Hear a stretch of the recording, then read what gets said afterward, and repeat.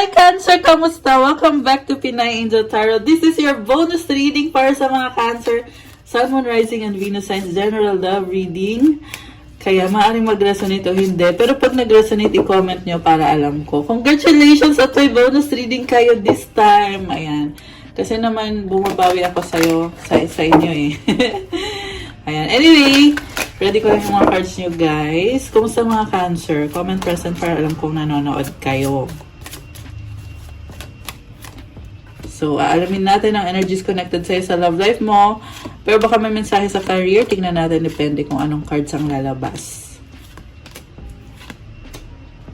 So, kung bago kayo, please do subscribe, guys. Thank you din naman sa mga nag-subscribe na. Thank you so much. Okay. Kuha muna ako ng additional na cards.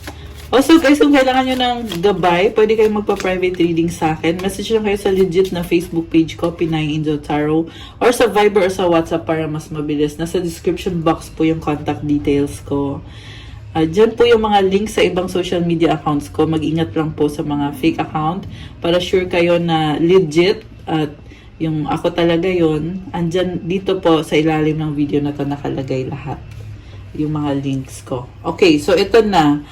For Cancer, the 3. Oh my gosh, teka. Gusto kong tingnan from... Andali. Sana yung book. Sorry, ito.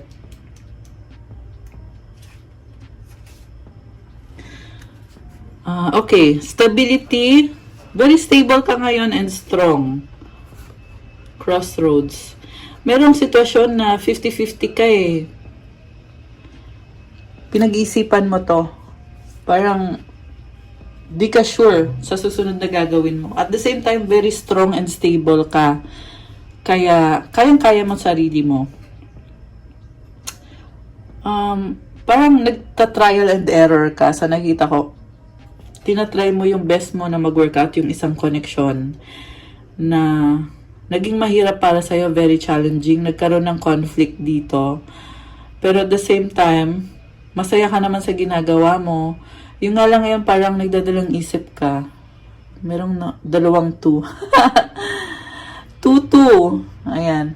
May nakita ko nagdadalang isip ngayon kung tama ba tong desisyon na ginawa ko sa buhay ko. Tama ba na siya yung minahal ko at pinili ko. Okay. So, tingnan natin from the tarot. Overall energy is 4 of Cups. Parang nakita ko sa'yo ngayon, hindi ka masaya or hindi ka kontento sa kung anong nangyayari ngayon. Emotional ka. Parang naghahanap ka ng something better, yung masasabi mo na destiny mo talaga or yung para sa'yo talaga.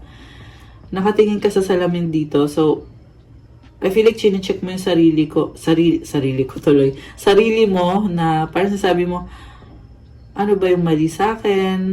Ano ba yung kailangan kong ayusin sa sarili ko? Ano ba yung dapat kong gawin dito? Malalim tong emotions mo dito. Kita mo yung tubig na yan. Ayan. Okay. Clarify natin yan mamaya. May nakita din ako dito na parang merong mag-o-offer sa'yo pero parang ayaw mong tanggapin. Baka merong kang tinanggihan. Okay. Sa recent past, 8 of Swords, 2 of Swords, and the Death card. So, naging problematic tong connection na to. Parang pakiramdam mo na stuck ka eh. And, parang nakita ko sa'yo, ikaw yung sumuko eh. Or tinapos mo, nagkaroon ng ending dito. Sobra mong pinag-isipan to. Ayan. Sa current energies mo, Queen of Pentacles, 9 of... 7 pala, hindi 9. 7 of Wands, 9 of Swords. Ngayon nakikita ko kayang-kaya mo sarili mo, naging strong ka na, pero may boundaries ka na kasi dati merong mga nangyari na hindi ka naging masaya. Kaya iniisip mo na this time, aayusin mo na yung buhay mo, aayusin mo na yung relationships mo, kung paano ka makipag-deal sa taong yan. May lumabas din dito guys na merong hindi pa na napag-usapan na mabuti or hindi natapos. Kaya may gusto kang sabihin sa taong yan eh. Gusto mo siyang makausap kasi parang bitin eh. Parang may feeling ka dito na kailangan talagang connect at mag-usap para matapos na yan. Kasi hanggat hindi natatapos yan, parang may kulang talaga. Ganun yung pakiramdam mo. Nakita ko sa'yo, inuuna mo talaga yung sarili mo ngayon. Priority mo talaga yan ngayon. Sarili mo tsaka yung finances mo. Nakita ko din naman na very caring ka, nagkikare ka naman sa taong yan. Pero parang mas pinipili mo mag-isa sa ngayon. Sa near future, 5 of Swords, the Hermit, and the Magician. Nahirapan ka din mag-isa eh, pero meron kang pinag-aaralan na tinatry mong heal yung sarili mo kasi gusto mo magkaroon ng peace of mind. Nagkakaroon ka ng enlightenment at ng clarity. Ayan, kita mo may hawak siyang lampara. Pinag-aaralan mo kasi ano bang dapat kong gawin yung para sa sarili ko. And Magician, you are manifesting. Gusto mo kasing ayusin yung sarili mo. Okay. So, i-clarify natin, guys. So, ang gagamitin ko is ito naman. Ibang tarot cards naman. Ibang tarot deck naman.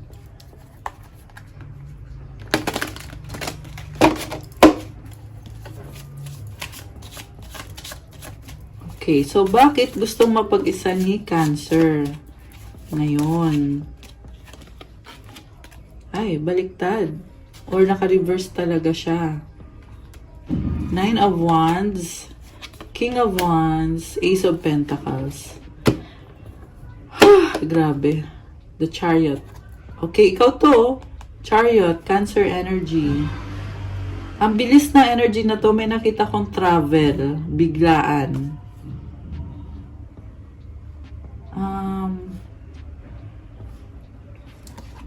Naka-reverse oh. Meron kang babaguhin eh. May babaguhin ka ngayon sa buhay mo. Biglaan, mabilis. So, itong babaguhin mo, Cancer, ang nakita ko dito, kayang-kaya mo. 5 of Wands, 5 of Cups, and the World card. So, magkakaroon din ng ending dyan at ng bagong simula. Ito yung nasa dulong card eh, yung the World. So, kayang-kaya mong baguhin yan. Palaban ka eh. So, nakita ko dito kung ano man yung goal na iset mo, lalampasan mo. Ang tagal mo na kasi nagtitiis dyan. So, gusto mo yung taong yan, pero nagkaroon ka ng frustration na parang feeling mo, ilang beses ka na nag-try, pero parang lagi ka nag-fail. Nag-risk ka sa taong yan eh. Okay. Yung iba sa inyo guys, binlock niya yung taong yan. May nakita din naman ako na in-unblock. May binlock, merong in-unblock. Okay. So, bakit nagkaroon ba ng ending? I mean, bakit ba nagkaroon ng ending? Oh my gosh. Mahal na mahal mo yung taong yan. Masaya ka sa kanya eh. Pero nag-iingat ka, iniingatan mo yung puso mo. Oh my gosh. 4 of Pentacles and the 10 of Wands. Alam mo, yung pumipigil sa'yo, Cancer, is yung fear. Na-overwhelm ka kasi. So, kita mo yung snake? It symbolizes na parang ang bigat, di ba? Na-overwhelm ka ng emotions. So, kaya naman pala gusto mo mag-isa kasi ipaprocess mo lahat ng mga nangyari. Very strong ka kasi, sa totoo lang. Kumbaga, kung pwede lang ayusin mo lahat, ikaw gagawa lahat. Kaso lang, syempre, bumibigay ka rin. Na-overwhelm ka rin. So, kailangan i-recharge mo yung sarili mo. Okay. May mga reverse cards tayo, no? Baliktad ba? Nahalo-halo ko yung cards. Hindi kasi ako nagbabasa ng reverse kasi mas madali at mas mabilis pag upright lahat. So, anyway, gusto mo kasi magkaroon ng peace of mind. Doon ka nagsastruggle ngayon. Parang talagang tinatry mo na ma-achieve yung peace of mind na yan. Peace of mind. So, 10 of Swords in reverse and the King of Swords. May nakita kong masakit na ending. Masakit to. Naka-reverse eh. Ano kaya nangyari? Parang nalungkot naman ako bigla. Ayan. Ibig sabihin, malungkot ka. Judgment, 2 of Wands, 8 of Wands. Okay, ang maganda lang dito is pinag-aaralan mo kasi magkakaroon din naman ng changes. Although parang yung changes na nakita ko, mag-a-adjust ka ulit. Kasi hindi mo alam kung ano susunod na mangyayari. Parang lagi kang nag-a-adjust. Anong energy ng person na ka-deal mo? Or anong feelings ng taong ka-deal ni Cancer?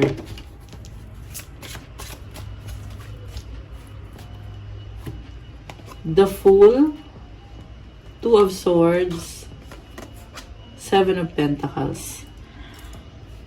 Sa totoo lang, gusto niya ulit kumonek sa'yo pero natatakot siya. Naka-reverse kasi. Takot to. Tsaka 50-50. Parang iniisip niya, magsistay ba ako kay Cancer? Or magle-let go ba ako? Dadalawang isip.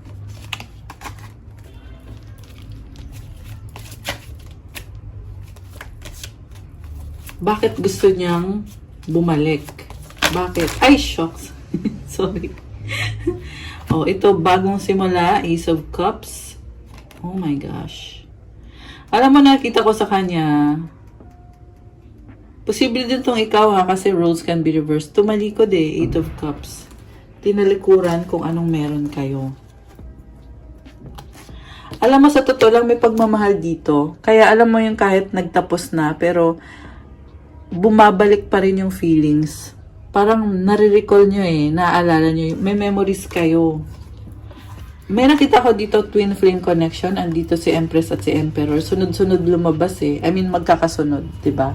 Nauna si Empress, ngayon andito si Emperor. Ibig sabihin, binabalanse nyo yung isa't isa. Matindi attraction dito, guys. Ito kasi minamagnet nila yung isa't isa eh. Kasi magpartner yan si Emperor at si Empress. Kaya hindi mo ma-resist yung taong yan kahit alam mo na heavy, yung iba nga toxic nga eh. 'Di ba?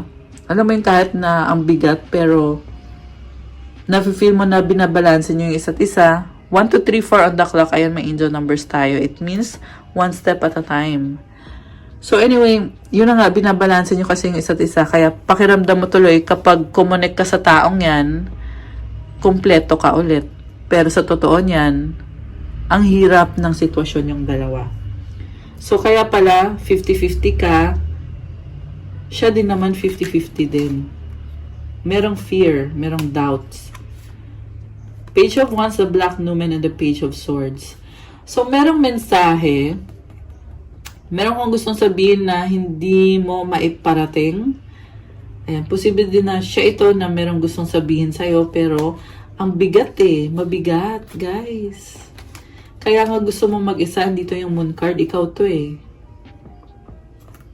Umiiwas ka, 5 of Swords in reverse. Alam mo na stress yung taong yan. Stress ang dala ng taong yan. Kaya, mas okay sa'yo mag-isa. Although, hindi mo naman maiwasan na isipin mo siya. Kasi, chinecheck mo nga yung sarili mo eh.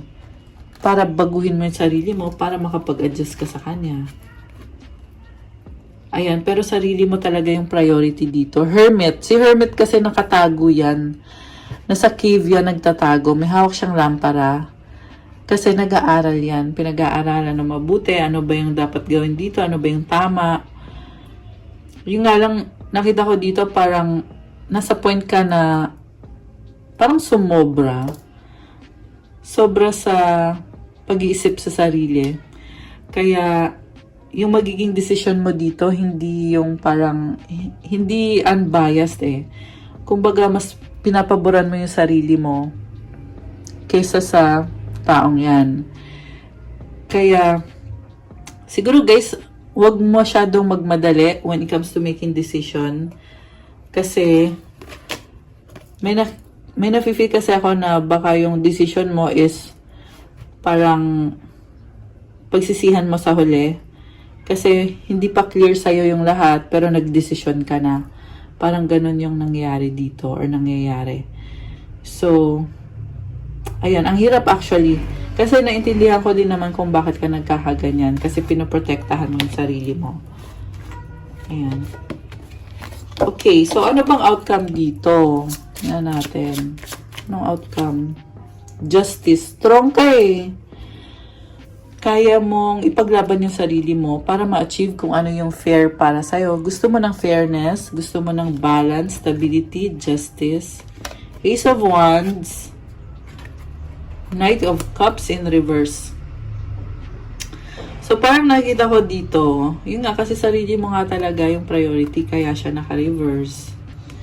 Pero, you are strong. Siguro sa ngayon, kaya ganito yung outcome na lumabas. Parang sinasabi sa'yo na may power ka, malakas ka, pwede mong gawin kung anong gusto mong gawin sa ngayon. Kung yan yung kailangan mo. Kasi calling din kasi sa'yo yan eh, Cancer. Kaya, pag calling kasi sa'yo na ganito mo na yung gawin mo sa ngayon, edi, kailangan mong sumunod, di ba? Page of Pentacles. Parang nag-iisip ka na kailangan ko magplano para sa amin ng taong yan. Pero hanggang sa pag-iisip pa lang, hindi mo pa talaga nabuo yung buong plan. Ayan. So, 3 of Swords in reverse. Mas okay ka nga mag-isa. Kasi pag tinatry mo i-consider yung ibang tao, doon na pumapasok yung paghihirap or yung nagsastruggle ka. Okay. Self-love muna si Cancer.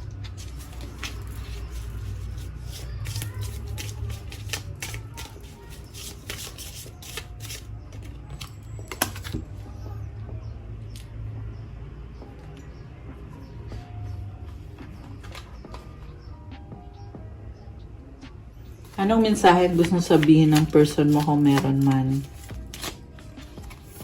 I need your time and commitment.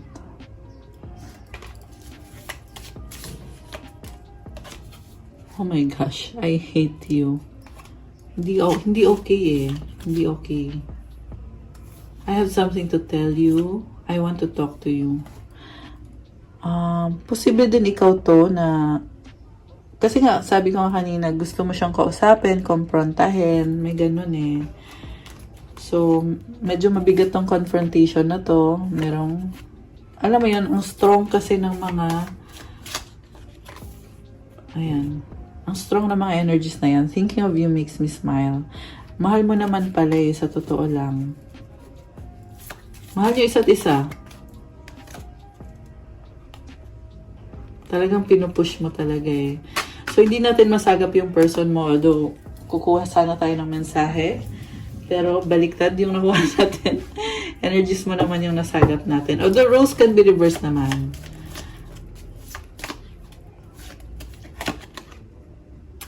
We will be together again. So, parang alam nyo din naman na sa huli, you will still end up together.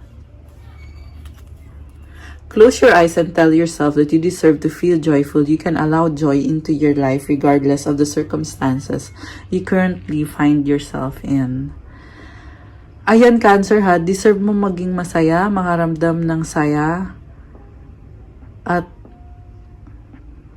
hayaan mo daw na pumasok yung saya sa buhay mo.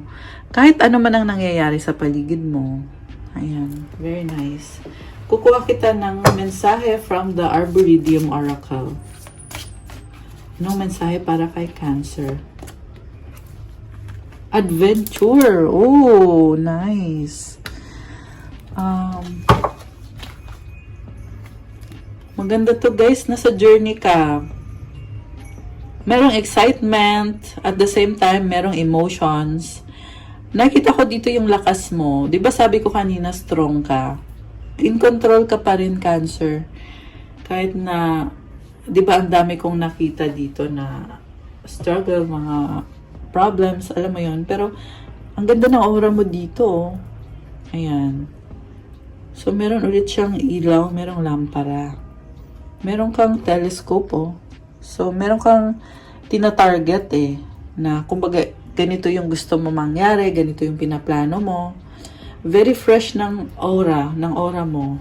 Basahin natin galing sa libro, yung Adventure.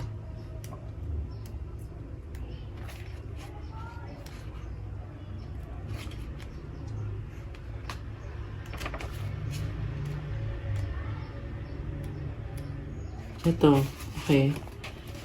So, ito yun, adventure. Ang haba nito, yung sa dulo lang babasahin natin.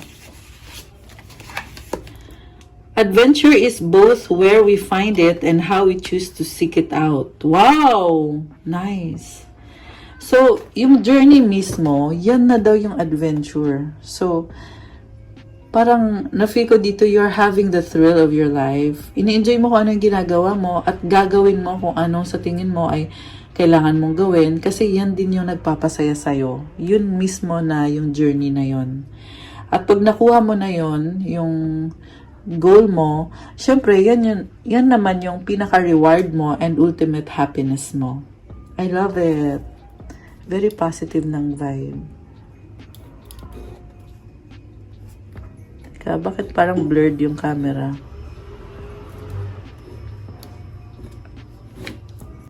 Medyo blurred pa rin. Anyway. Okay, guys. That's what I have for you, Cancer, for your March bonus reading. Thank you so much for watching. Ayan, congratulations. Nakapag-bonus reading din si Cancer. I-like nyo na itong video na to. Comment kung nag-resonate ba, kung nagustuhan nyo yung reading. And, kung hindi nag-resonate, okay lang. I-comment nyo pa rin, guys, para alam ko. So, thank you din po sa mga nag-subscribe ng mga Cancer. Thank you so much sa support nyo. And kung bago kayo, please subscribe para updated kayo every time na may bagong readings para kay Cancer. Make sure na nagle-like at comment kayo kasi yung usually yung pinakamaraming likes, views, comments, yan yung ginagawan ko ng bonus reading. Kaya, para makasali kayo sa susunod, di ba? Malay mo magka-extended reading kayo kung marami kayong views, likes, and comments. Also, comment, claim sa mga nag-resonate at sa mga gustong i-claim yung mga positive energies na nabasa natin dito sa reading mo ngayon. Ayan, comment, claim. So, thank you again so much, Cancer. For those na nagtatanong about private reading, message lang po kayo sa legit na Facebook page ko, Pinay Angel Tarot. Nasa description box po lahat ng mga detalye. Pwede nyo rin ako i-chat sa Viber or sa WhatsApp para mas mabilis. Andyan na din po sa description box yung mga detalye. Thank you again so much, Cancer. Have a good day. God bless you all. Stay safe and I'll see you again soon. Bye!